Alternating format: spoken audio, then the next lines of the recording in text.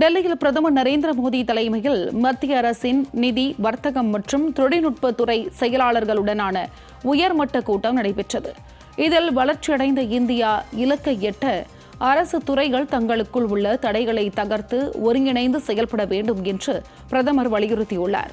மேலும் ஆற்றல் மற்றும் தொழில்நுட்ப துறைகளில் சுயசார்பை எடுத்தல், இணைய பாதுகாப்பில் இளைஞர்களின் பங்களிப்பை அதிகரித்தல், தவறான தகவல்களை தடுக்க உத்திசார் துறைகளில் தெளிவான தகவல் தொடர்பை பேணுதல் மற்றும் அரசு எப்போதும் சுறுசுறுப்புடன் நவீன சவால்களை எதிர்கொள்ள வேண்டும் என்றும் அவர் கேட்டுக் கொண்டுள்ளார்.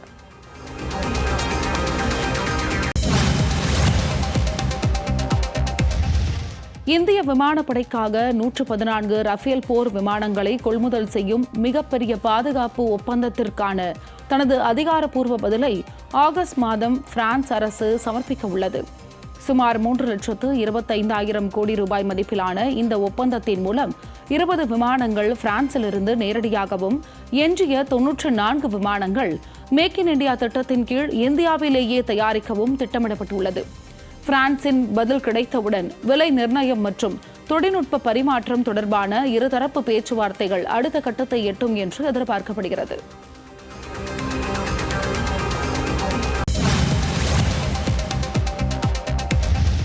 நீட் தேர்வு வினாத்தாள் கசிவு வழக்கில் கைது செய்யப்பட்ட 13 பேருக்கு எதிராக டெல்லி ரோஸ் அவென்யூ நீதிமன்றத்தில் சிபிஐ அமைப்பின் பொருளாதார குற்றப்பிரிவு குற்றப்பத்திரிகை தாக்கல் செய்துள்ளது.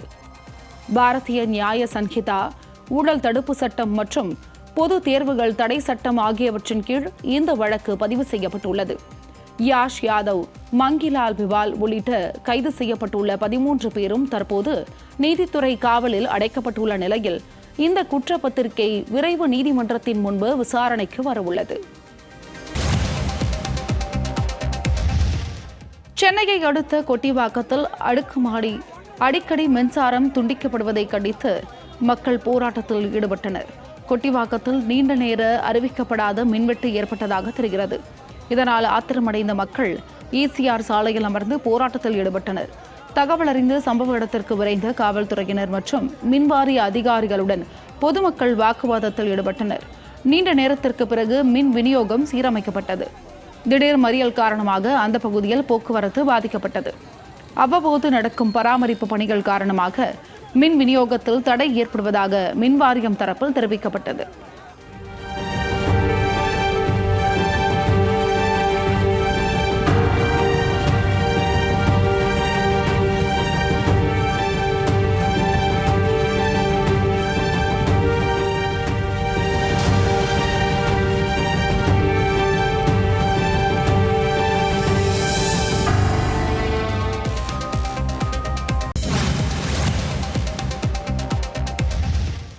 சென்னை கொரட்டூரில் ஆக்கிரமிப்பு அகற்றப்பட்ட பகுதியில் மீண்டும் அதிகாரிகள் நிலத்தை அளவிட வந்ததால் பரபரப்பு ஏற்பட்டது.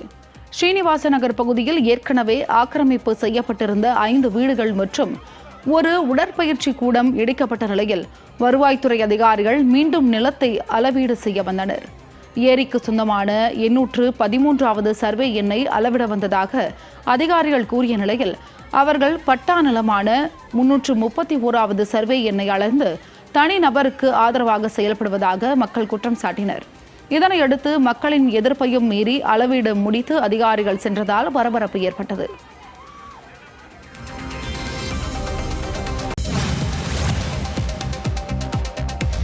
விருதுநகர் மாவட்டத்தில் 2 பெண் அமைச்சர்கள் என்று கூறுவதை விட 2 பெண் புலிகள் என்றே கூறலாம் என்று அமைச்சர் கீர்த்தனாவின் கையை உயர்த்தி பிடித்து அமைச்சர் ஜெகதீஸ்வரி நெகிழ்ச்சியுடன் தெரிவித்துள்ளார். விருதுநகரில் நடைபெற்ற அரசு நிகழ்ச்சியில் அமைச்சர்கள் கீர்த்தனா மற்றும் ஜெகதீஸ்வரி இணைந்து கிரிக்கெட் விளையாடி கவனம் ஈர்த்தனர். மாவட்ட விளையாட்டு அரங்கில் புதியதாக அமைக்கப்பட்ட செயற்கை புல்வெளி மைதானத்தை அமைச்சர்கள் கீர்த்தனா மற்றும் ஜெகதீஸ்வரி திறந்து வைத்தனர். பின்னர் இருவரும் ஆட்சியர் உள்ளிட்டோருடன் இணைந்து கிரிக்கெட் விளையாடி உற்சாகப்படுத்தினர். பின்னர் மின்னணு குடும்ப அட்டை வழங்கும் நிகழ்ச்சியிலும் இருவரும் பங்கேற்று பயனாளிகளுக்கு அட்டைகளை வழங்கினர். தொடர்ந்து பேசிய அமைச்சர் ஜெகதீஸ்வரி தனது உடன் பிறந்த தங்கையாக அமைச்சர் கீர்த்தனாவை நினைப்பதாகவும் இருவரும் சகோதரிகள் போல் இணைந்து செயல்பட்டு வருவதாகவும் கூறி பல்வேறு வதந்திகளுக்கு முற்றுப்புள்ளி வைத்தனர். அமைச்சர் கீர்த்தனா என்னுடைய உடன் பிறந்த தங்கை தான் அவங்க. அதாவது சில வதந்திகளுக்கு ஒரு சகோதரியாக நினைக்கிறேன். அந்த பிள்ளை என்ன ஒரு அக்காவாக தான் நினச்சி தான் நாங்கள் இந்த நாள் வரைக்கும் நாங்கள் பயணிக்கிறோம். ஆனால் சமூக வலைதளங்களில் பயிரப்படும் தகவல் எல்லாம் பொய்யான தகவல். அதற்கு சாட்சி தான் எங்களுடைய ஒற்றுமை.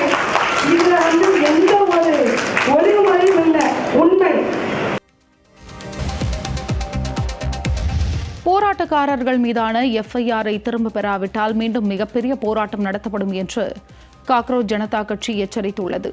நீட் தேர்வுத்தாள் கசிவு போராட்டங்கள் குறித்த உச்சநீதிமன்றத்தின் இடைக்கால உத்தரவை விமர்சித்த கட்சியின் செய்தி தொடர்பாளர் சௌரவ் தாஸ், போராட்டக்காரர்கள் மீதான வழக்குகளை திரும்பப் பெறுவதாக மத்திய அரசு அளித்த வாக்குறுதியை நிறைவேற்ற வேண்டும் என்றும், வழக்குகளை அரசு திரும்பப் பெற நீதிமன்ற உத்தரவு தடையாக இல்லை என்றும் வலியுறுத்தினார். தவறினால் நாடு தழுவிய போராட்டம் மீண்டும் தொடங்கும் என்று அவர் எச்சரித்துள்ளார்.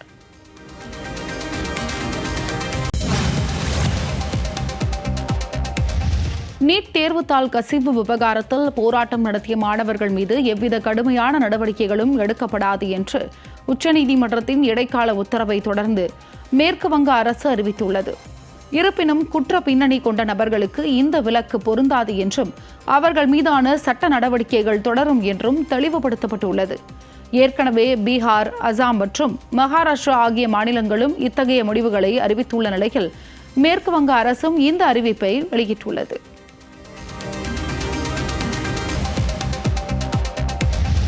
குதிரை பேரத்தில் ஈடுபட்ட வழக்கில் கைது செய்யப்பட்ட கார்த்திக் மற்றும் ரமேஷ் ஆகிய இருவருக்கு சென்னை உயர்நீதிமன்றம் நிபந்தனை ஜாமீன் வழங்கியுள்ளது. தவேக ஊத்தங்கரை தொகுதி எம்எல்ஏ இளையராஜாவிடம் சட்டப்பேரவையில் சபாநாயகருக்கு எதிரான தீர்மானத்திற்கு ஆதரவாக வாக்களிக்க 35 கோடி ரூபாய் தருவதாக குதிரை பேரத்தில் ஈடுபட்டதாக இவர்கள் மீது குற்றம் சாட்டப்பட்டுள்ளது. இந்த வழக்கை விசாரித்த நீதிபதி GK இளந்திரையன் மறு உத்தரவு வரும் வரை இருவரும் தினமும் காலை மற்றும் மாலை என்று இருவேளை திருவல்லிக்கேணி காவல் நிலையத்தில் ஆஜராகி கையெழுத்திட வேண்டும் என்று நிபந்தனையுடன் ஜாமீன் வழங்கி உத்தரவிட்டார்.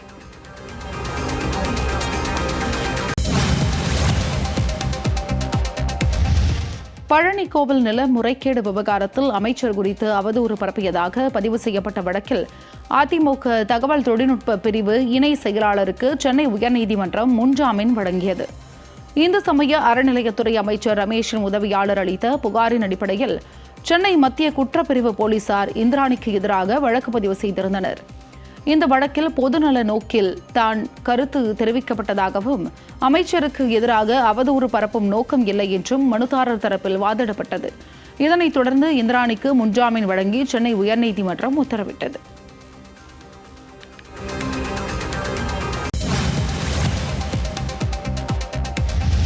பழனி கோவில் நில முறைகேடு வழக்கில் நிலத்தை தண்டவாணி அறக்கட்டளைக்கு வழங்கிய குப்புசாமி மணியக்காரரின் வாரிசுதாரர்கள் திண்டுக்கல் CBCID அலுவலகத்தில் நேரில் ஆஜராகி பழமையான நில ஆவணங்களை ஒப்படைத்தனர். 100 கோடி ரூபாய் மதிப்பிலான கோவில் நில முறைகேடு வழக்கு தொடர்பாக CBCID 13 நாட்களாக விசாரணை நடத்தி வருகிறது. இந்நிலையில் தண்டவாணி அறக்கட்டளைக்கு நிலத்தை வழங்கிய குப்புசாமி மணியக்காரரின் வாரிசுதாரர்களை நேரில் அழைத்து விசாரணை மேற்கொள்ளப்பட்டது. அப்போது அவர்களிடம் இருந்த பழமையான நில ஆவணங்களும் CBCID வசம் ஒப்படைக்கப்பட்டன. நிலத்தை தாங்கள் சொந்தம் கோரவில்லை என்றும், தர்ம காரியத்திற்காக பயன்படுத்தப்பட வேண்டும் என்பதே தங்களின் நோக்கம் என்று குப்புசாமி மணியக்காரரின் கொள்ளு பேரன் கார்த்திகேயன் என்பவர் தெரிவித்துள்ளார். சுந்தரி முருகன் பழனி திருக்கோயிலுக்கு சொந்தமான சொத்துன்னு சொல்லி விசாரணைக்கு கூப்பிட்டாங்க. ஆனால் அந்த சொத்துக்கோட ஒரிஜினல் பத்திரத்தை உரிமையாளர் அவங்க தான் சொல்லி அதை கொண்டு வந்து நாங்கள் இன்றைக்கி ப்ரொடியூஸ் பண்ணிட்டு போயிருக்கோம். நான் சுந்தரியோட தம்பி 1882-88 குப்புசாமி மணியக்காரர் எழுதின ஒரிஜினல் டாக்குமெண்ட்டு அக்காவுடைய மாமனாருடைய தாத்தா. அவங்க அது ஒரு ப்ரைவேட் மட்டுக்கு தான் எழுதி வச்சுருக்காங்க. சரியான முறையில் அவங்க தர்ம சாஸ்திரம் பண்ணி கொடுத்து ஒரு தனியார் மடத்துக்கு பண்ணி கொடுத்தது ஒரு என்ன நோக்கத்துக்காக பண்ணால் அந்த நோக்கம் சரியாக வரலைன்னா அது ஆட்டோமேட்டிக்காக ரிட்டர்ன் போகணுங்கிற மாதிரி ஒரு தீர்ப்பு வந்திருக்கு. இருந்தாலும் அவங்க அந்த ஒரிஜினல் டாக்குமெண்ட்லாம் பார்க்கல. நாங்கள் 82, 88 அதெல்லாம் ஒரிஜினல் இருந்தாலும் எல்லாத்தையும் கொண்டாந்து ப்ரொடியூஸ் பண்ணி காமிச்சு.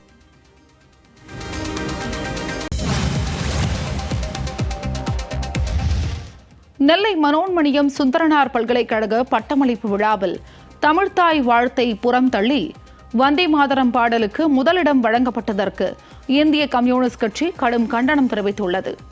மரபை மீறிய இந்த நிகழ்வை எதிர்த்து உயர்கல்வித்துறை அமைச்சர் விஸ்வநாதன் விழாவை புறக்கணித்ததை வரவேற்றுள்ள கட்சியின் மாநில செயலாளர் வீரபாண்டியன், ஆளுநர் அர்லேக்கரின் வழிகாட்டுதலின் துணைவேந்தர் செயல்பட்டிருப்பது தமிழ்நாட்டின் உரிமையை பறிக்கும் செயல் என்று குற்றம் சாட்டியுள்ளனர். மேலும் தமிழ் மற்றும் தமிழர் விரோத மனநிலையுடன் செயல்படும் ஆளுநரை மத்திய அரசு உடனடியாக திரும்ப பெற வேண்டும் என்றும் அவர்கள் வலியுறுத்தியுள்ளனர்.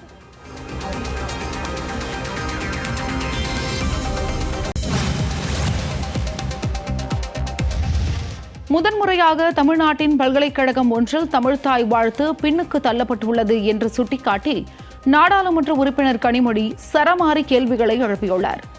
நெல்லை மனோன்மணியம் சுந்தரனார் பல்கலைக்கழக பட்டமளிப்பு விழாவில் தமிழ்த்தாய் வாழ்த்து 3வது பாடப்பட்ட சம்பவம் பெரும் சர்ச்சையை ஏற்படுத்தியுள்ள நிலையில் பல்வேறு தரப்பினரும் கண்டனம் தெரிவித்து வருகின்றனர். சென்னை நொச்சிக்குப்பம் மீனவர்களின் உண்ணாவிரத போராட்டத்திற்கு நேரில் சென்று பாஜக மூத்த தலைவர் தமிழிசை சவுந்தரராஜன் ஆதரவு தெரிவித்தார். தொடர்ந்து செய்தியாளர்களிடம் பேசிய அவர், மீனவர்களின் நியாயமான கோரிக்கைகளுக்கு அரசு உடனடியாக செவிசாய்க்க வேண்டும் என்று தெரிவித்தார். மேலும் தமிழ்த்தாய் வாழ்த்தை எந்த விதத்திலும் அவமரியாதை செய்ய முடியாது எனவும், வழிமுறைகளில் அப்படி வருவதால் அவ்வாறு பாடப்பட்டதாகவும் கூறினார். கரூரில் பணி நியமனம் ரத்து செய்யப்பட்ட விவகாரத்தில் அரசு கவனத்துடன் செயல்பட்டிருக்க வேண்டும் என்று குறிப்பிட்ட அவர், எந்த சூழலிலும் நீட் தேர்வு நாட்டிற்கு அவசியம் என்பதையே தாம் தொடர்ந்து வலியுறுத்துவதாக தெரிவித்தார். அவங்களோட கோரிக்கை நியாயமானது. அவர்கள் இங்கே ஒரு சமுதாய கூடம் வேணும்னு கேட்குறாங்க. இதெல்லாம் கிராமமா இருந்து இவர்களெல்லாம் இந்த இடத்திலேயே இருந்து பழக்கப்பட்டவர்கள். அதே மாதிரி அவர்கள் விற்கும் இடத்துல மீன் விற்பதற்கு உரிமை வேண்டும்னு கேட்குறாங்க. நமக்கு ஆதரவான மக்கள் பசியோடு அமர்ந்திருக்கிறார்கள். அதை பொறுத்து கொள்ள கூடாது அரசாங்கம் என்பதையும் நான் தெரிவித்துக் கொள்கிறேன். அதனால உடனே செவிசாய்க்க வேண்டும் என்பது எனது கருத்து. மத்திய அரசு இந்த புரோட்டோகாலை தான் ஃபாலோ பண்ணாங்க. ஆக மாணவ மாணவிகளுக்கு பட்டம் அளிக்கும் கூட்டத்திற்கு வரமாட்டேன் என்று மறுக்கும் உயர்கல்வி அமைச்சர் நீட்டை பொறுத்த மட்டில் எந்த நேரத்தில் எங்க சொல்ல சொன்னாலும் நீட் தேவை என்பதை நான் வலியுறுத்துகிறேன். சென்னை தேனாம்பேட்டையில் நடைபெற்ற தமிழ்நாடு மருத்துவ கவுன்சில் விருதுகள் வழங்கும் விழாவில் பங்கேற்ற மக்கள் நல்வாழ்வுத்துறை அமைச்சர் அருண்ராஜ் மருத்துவத்துறையில் சிறந்து விளங்கிய 20 மருத்துவர்களுக்கு விருதுகளை வழங்கினார். பின்னர் செய்தியாளர்களை சந்தித்த அவர், ஸ்டான்லி மருத்துவமனை சடலம் மாறிய விவகாரம் கவனக்குறைவால் நிகழ்ந்த சிறிய தவறு என்றும் அது உடனடியாக சரி செய்யப்பட்டு சடலம் ஒப்படைக்கப்பட்டதாகவும் தெரிவித்தார். மேலும் தமிழக அரசு நிகழ்ச்சிகளில் தமிழ்த்தாய் வாழ்த்திற்கே எப்போதும் முதலிடமும் முன்னுரிமையும் வழங்கப்படும் என்றும் உறுதியளித்தார். 20 மருத்துவர்களுக்கு சிறந்த மருத்துவர்கள் அந்த விருதை இன்று வழங்கினோம். இந்த விருதை வென்ற அனைத்து மருத்துவர்களுக்கும் அவர்களின் குடும்பத்தாருக்கும் நம் தமிழக அரசின் சார்பாக பாராட்டுகளை தெரிவித்துக் கொள்கிறோம். இதை குறித்து நம்ம ஏற்கனவே பலமுறை நம்ம அரசின் சார்பாகவும் சரி, கட்சியின் தமிழக வெற்றி கழகத்தின் சார்பாகவும் நம்ம ரொம்ப தெளிவாக நம்ம சொல்லியிருக்கோம். தமிழகத்தில் தமிழ்த்தாய் வாழ்த்துக்கு தான் முன்னுரிமை கொடுக்கணும். இது மாதிரி தமிழ்நாட்டில் தமிழ்த்தாய் வாழ்த்துக்கு 3வது இடத்துக்கு தள்ளப்பட்டது நம்ம யாருமே ஏற்றுக்கொள்ள முடியாது. தமிழக வெற்றி கழகமும் சரி, தமிழக முதலமைச்சர் அவர்களின் தலைமையிலான இந்த அரசும் சரி, இதற்கு கண்டிப்பாக நாம் இடம் கொடுக்க மாட்டோம்.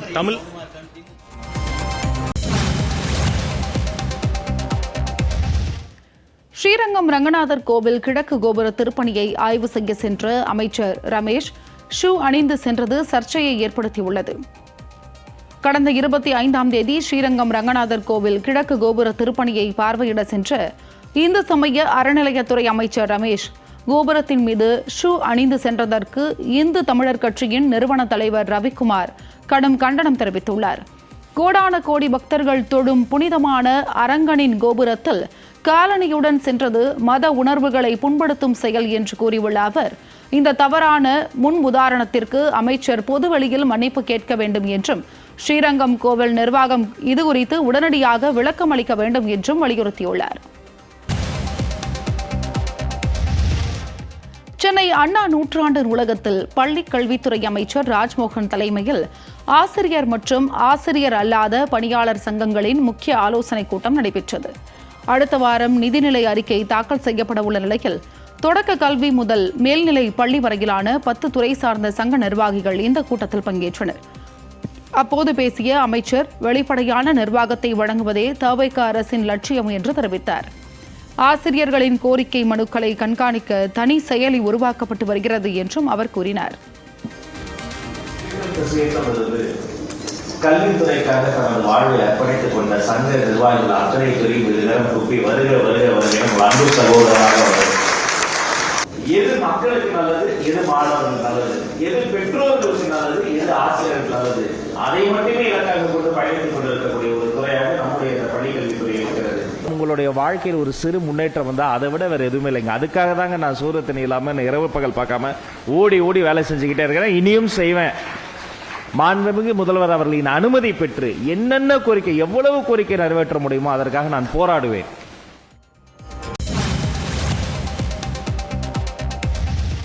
சென்னை நொச்சிக்குப்பம் லூப் சாலையில் பாரம்பரிய மீன்பிடி மற்றும் வியாபாரத்தை பாதுகாக்க வலியுறுத்தியும் கடற்கரை சுற்றுலா திட்டங்களை கைவிடக் கோரியும் மீனவர்கள் உண்ணாவிரத போராட்டத்தில் ஈடுபட்டனர். அரசால் கட்டப்பட்ட புதிய மீன் அங்காடி வேண்டாம் என்றும் அதை சமுதாய கூடமாக மாற்றித்தர கோரியும் 50க்கும் மேற்பட்ட பெண்கள் சாலையில் அமர்ந்து போராட்டம் நடத்தினர். முதலமைச்சர் தங்கள் கோரிக்கைக்கு செவிசாய்க்காவிட்டால் 150 பெண்கள் கடலில் குதித்து உயிரை மாய்த்துக் கொள்வோம் என்று எச்சரிக்கை விடுத்தனர்.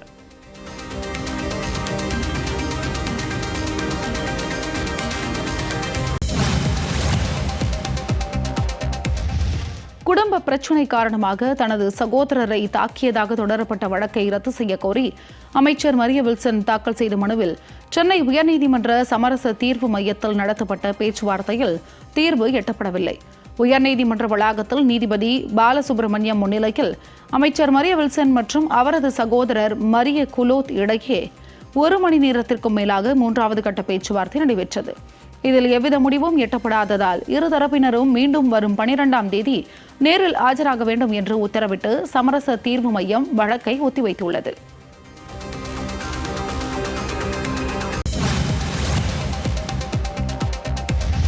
சென்னை ஆலந்தூர் மெட்ரோ ரயில் நிலையம் எதிரே புதிய பேருந்து பயணிகள் நிழற்கூடை அமைக்கும் பணிக்காக ஆக்கிரமிப்பை அகற்றும் போது பெட்டிக்கடை உரிமையாளர் வாக்குவாதத்தில் ஈடுபட்டதால் பரபரப்பு ஏற்பட்டது. கடந்த 10 ஆண்டுகளாக அந்த பகுதியில் பெட்டிக்கடை நடத்தி வந்த நாகராஜின் கடையை அகற்ற அதிகாரிகள் முயன்றனர்.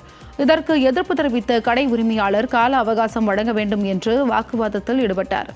இதனால் சிறிது நேரம் பரபரப்பு ஏற்பட்ட நிலையில் கிரேன் மூலம் பெட்டிக்கடை அகற்றப்பட்டு லாரியில் ஏற்றி செல்லப்பட்டது. இந்த சம்பவத்தால் ஆலந்தூர் பகுதியில் சிறிது நேரம் பரபரப்பு நிலவியது.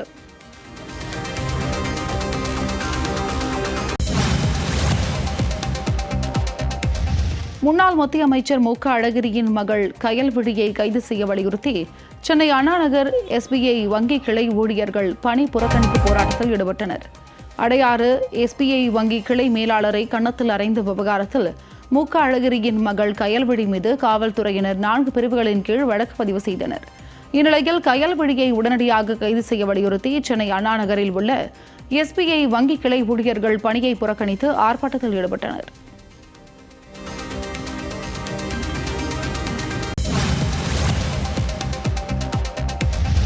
சென்னையை அடுத்த ஆவடி மாநகராட்சி மாமன்ற கூட்டத்தில் திருவள்ளூர் மாவட்ட பொறுப்பு அமைச்சர் குமாருக்கு எதிராக மேயர் உதயகுமார் பகிரங்கமாக கண்டனம் தெரிவித்ததால் பரபரப்பு ஏற்பட்டது. ஆட்சி மாற்றத்திற்கு பிறகு அதிகாரிகள் போதிய ஒத்துழைப்பு அளிப்பதில்லை என்று குற்றம் சாட்டிய மேயர் மாநகராட்சி நிகழ்ச்சிகள் மற்றும் ஆய்வுகள் தொடர்பாக உள்ளாட்சி பிரதிநிதிகளுக்கு உரிய தகவல் அளிக்கப்படுவதில்லை என்றும் தெரிவித்தார். விட்டனமில்லி ஏரிக்கரை வழியாக கண்டிகை செல்லும் சாலை திறப்பு விழாவில் தான் வருவதற்கு முன்பே அமைச்சர் குமார் சாலையை திறந்து வைத்ததாக மேயர் குற்றம் சாட்டினார். இதுபோன்ற செயல்கள் உள்ளாட்சி நிர்வாகத்தின் மரியாதையை பாதிப்பதாக தெரிவித்த பகிரங்க குற்றச்சாட்டால் பரபரப்பு ஏற்பட்டுள்ளது.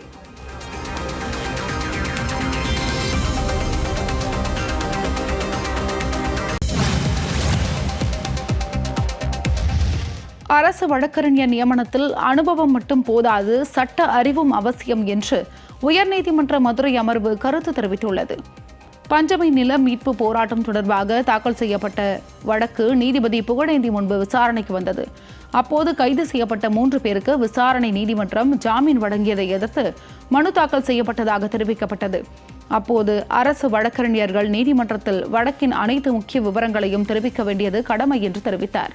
குற்றவியல் நீதிமன்றங்களில் அரசு வழக்கறிஞர்கள் நியமிக்கப்படும் போது 7 அல்லது 10 ஆண்டுகள் அனுபவம் உள்ளதா என்பது மட்டுமே பார்க்கப்படுவதாக வேதனை தெரிவித்த நீதிபதி, சட்ட அறிவு, வழக்குகளை கையாளும் திறன், நற்பெயர் உள்ளிட்ட அம்சங்களையும் கருத்தில் கொள்ள வேண்டும் என்று கூறினார்.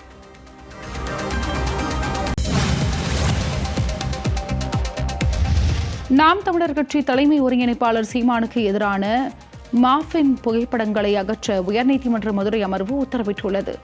நாதக தலைமை ஒருங்கிணைப்பாளர் சீமான் குறித்து தவறான தகவல்களையும் மார்பிங் செய்யப்பட்ட படங்களையும் பரப்பிய யூடியூபர் பிஸ்மி மற்றும் தமிழன் கோகுல் மீது நடவடிக்கை எடுக்க கோரி மனு தாக்கல் செய்யப்பட்டது. இந்த மனுவை விசாரித்த நீதிபதி விக்டோரியா கௌரி, தமிழக அரசியல் களம் மற்றும் தேர்தலில் சீமான் ஒரு தவிர்க்க முடியாத சக்தி என்று குறிப்பிட்டார். மேலும் மார்பிங் புகைப்படங்களை இணையத்திலிருந்து உடனடியாக அகற்றி வழக்கு பதிவு செய்து அறிக்கை தாக்கல் செய்ய மதுரை மாவட்ட சைபர் கிரைம் காவல்துறைக்கு உத்தரவிட்டு வழக்கின் விசாரணையை ஒத்திவைத்தார்.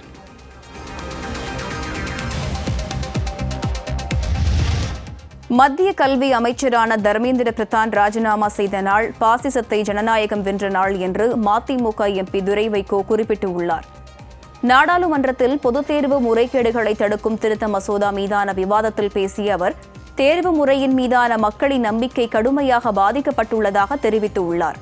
கரப்பான் பூச்சிகள் என்று அழைக்கப்பட்ட மாணவர்கள் கண்ணீர் புகை குண்டுகள், தடியடிகளை எதிர்கொண்டு போராட்டத்தில் உறுதியாக நின்றதை பாராட்டியுள்ளார். இளைஞர்களுக்கு ஜென்சி தலைமுறையினருக்கும் கரப்பான் பூச்சிகள் என்று பெருமையுடன் போராடிய மாணவர்களுக்கும் வீர வணக்கம் செலுத்துவதாகவும் மதிமுக எம்பி துரை வைகோ தெரிவித்துள்ளார்.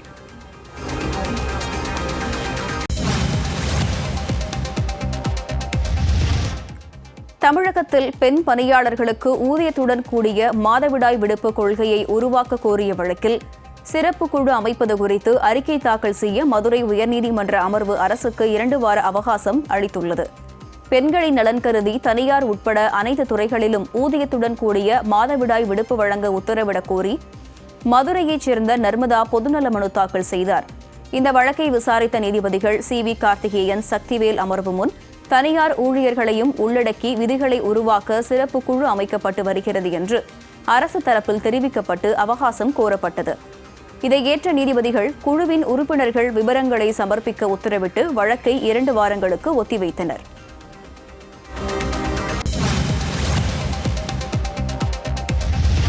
விருதுநகரில் அமைச்சர்களும் சட்டமன்ற உறுப்பினர்களும் 4 தூண்கள் போல் நின்று மக்கள் சேவையாற்றுவோம் என்று தொழில்துறை அமைச்சர் கீர்த்தனா தெரிவித்துள்ளார். விருதுநகர் மாவட்ட ஆட்சியர் அலுவலகத்தில் நடைபெற்ற மின்னணு குடும்ப அட்டைகள் வழங்கும் நிகழ்ச்சியில் தொழில்துறை அமைச்சர் கீர்த்தனா கலந்து கொண்டார். நிகழ்ச்சியில் பேசிய அவர், அரசு திட்டங்கள் அனைத்தும் வெறுமன அறிக்கையாக மட்டும் இல்லாமல் பயனாளிகளின் கைகளை நேரடியாக சென்றடையும் வகையில் தொடர் நடவடிக்கைகள் எடுக்கப்படும் என்றார். மேலும் விருதுநகரில் உள்ள 2 அமைச்சர்கள் மற்றும் 2 சட்டமன்ற உறுப்பினர்கள் இணைந்து 4 தூண்கள் போல் செயல்பட்டு மக்கள் சேவையாற்றுவோம் என்றும், எதிர்க்கட்சி சட்டமன்ற உறுப்பினர்களையும் இணைத்து மக்களுக்கான சேவையை தொடர்ந்து வழங்குவோம் என்றும் கூறினார்.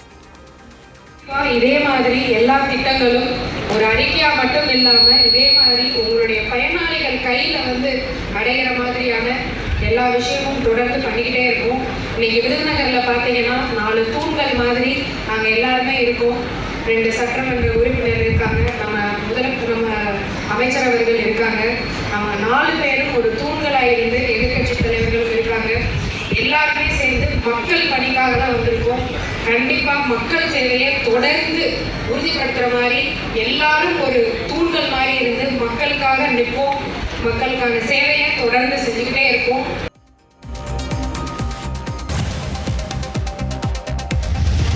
வழக்கறிஞர்களும் மற்ற பொதுமக்களைப் போலவே சுங்க கட்டணம் செலுத்த வேண்டும், அதில் சிறப்பு சலுகை கோர முடியாது என சென்னை உயர்நீதிமன்றம் கருத்து தெரிவித்துள்ளது.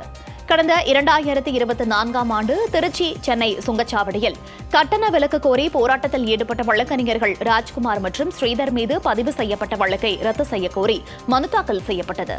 இந்த மனு நீதிபதி டி வரத சக்கரவர்த்தி முன்பு விசாரணைக்கு வந்தது. அப்போது வன்முறை அல்லது குற்ற நோக்கம் இருந்ததற்கான ஆதாரம் இல்லை என்பதால் வழக்கை ரத்து செய்த நீதிமன்றம், இந்த போராட்டம் ஜனநாயக ரீதியிலான கருத்து வெளிப்பாடு என்றாலும் வழக்கறிஞர்கள் என்பதற்காக மட்டும் சுங்க கட்டணத்தில் சிறப்பு விலக்கு கோர முடியாது என நீதிபதி வரத சக்கரவர்த்தி தெளிவுபடுத்தினார். திருவண்ணாமலையில் ஆடி பௌர்ணமி கிரிவலம் முடித்த பக்தர்கள் சொந்த ஊர் திரும்புவதற்காக ரயில் நிலையத்தில் குவிந்தனர்.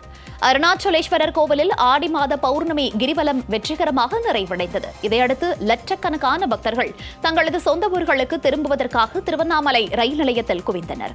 அப்போது விழுப்புரத்தில் இருந்து காட்பாடி செல்லும் பயணிகள் ரயில் 30 நிமிடம் தாமதமாக திருவண்ணாமலை ரயில் நிலையம் வந்தடைந்த நிலையில் அங்கிருந்த பயணிகள் ஒருவரை ஒருவர் தள்ளிக்கொண்டும் ரயில்வே போலீசாரால் அமைக்கப்பட்டிருந்த தடுப்பு கயிறை தாண்டி முண்டியடித்துக் கொண்டு ரயிலில் ஏறினர்.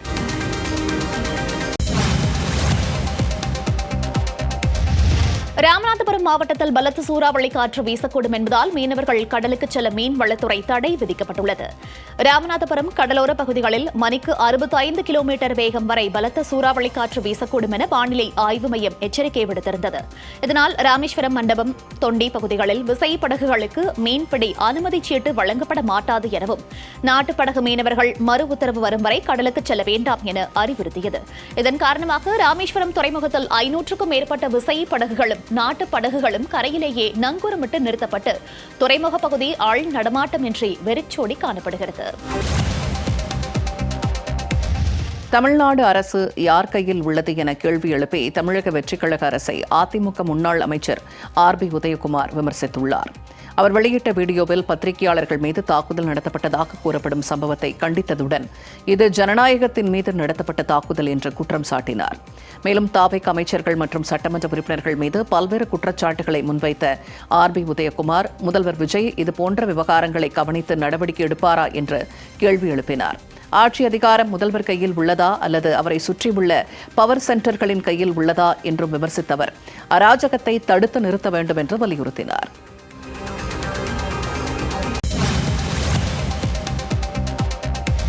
கன்னியாகுமரி மாவட்டம் நாகர்கோவிலில் தூய்மை பணியாளர்களுக்கு காலை உணவு திட்டத்தில் பச்சை நிறம் படிந்திருந்த தரமற்ற இட்லி வழங்கியதாக புகார் எழுந்துள்ளது. மாநகராட்சியில் 52 மையங்கள் தேர்வு செய்யப்பட்டு ஒப்பந்ததாரர் மூலம் காலை உணவு வழங்கப்பட்டு வருகிறது. இந்நிலையில் ஆட்சி மாற்றத்திற்கு பின்னர் தூய்மை பணியாளர்களுக்கு டிஃபன் பாக்ஸில் வழங்கப்படுவதற்கு பதிலாக அம்மா உணவகம், நகர்ப்புற ஆரம்ப சுகாதார மையங்கள் போன்ற உணவுகள் கொண்டு வைக்கப்பட்டு வருகின்றன. இந்நிலையில் நாகர்கோவில் வடசேரியில் வழங்கப்பட்ட காலை உணவான இட்லியில் பச்சை நிறம் படிந்திருந்தது. இந்த காட்சிகளை வீடியோவாக எடுத்த தூய்மை பணியாளர்கள் ஒப்பந்ததாரர் மீது நடவடிக்கை எடுக்க வேண்டும் என ஆணையருக்கு கோரிக்கை விடுத்துள்ளனர். தொடர் மழை காரணமாக கோவை மாவட்டம் குற்றாலம் அருவி மறு அறிவிப்பு வரும் வரை தற்காலிகமாக மூடப்பட்டுள்ளது. மேற்கு தொடர்ச்சி மலைப்பகுதிகளில் தொடர்ந்து கனமழை பெய்து வருகிறது. இதன் காரணமாக கோவை குற்றாலம் அருவியில் வெள்ளப்பெருக்கு ஏற்பட்டுள்ளது. இந்நிலையில் சுற்றுலா பயணிகளின் பாதுகாப்பை கருத்தில் கொண்டு இன்று குற்றாலம் தற்காலிகமாக மூடப்பட்டது. மேலும் மறு அறிவிப்பு வெளியாகும் வரை சுற்றுலா பயணிகள் குற்றாலத்திற்கு செல்ல வேண்டாம் என வனத்துறை அறிவுறுத்தியுள்ளது.